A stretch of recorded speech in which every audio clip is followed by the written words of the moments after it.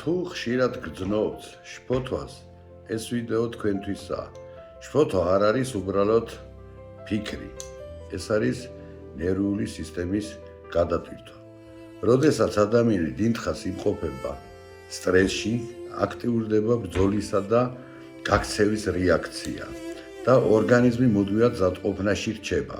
ამ დროს იზრდება კორტიზოლის დონე, გულის აჩქარება, არასწორი სუნთქვა და სხეული ვეღარ ბრუნდება სიმშვიდეში, ანუ საწყის მდგომარეობაში. მაგრამ მნიშვნელოვანია იცოდე, ეს არ არის შენი ხასიათი, ეს არის მდგომარეობა, რომელიც შეიძლება შეიცვალოს.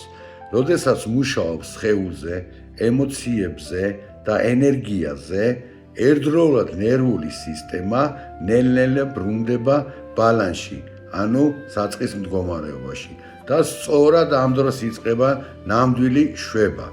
თუ ამ სიტყვებში საკუთარი თავი დაინახე, შეგიძლიათ დამიკავშირდეთ ან მომწეროთ კომენტარებში.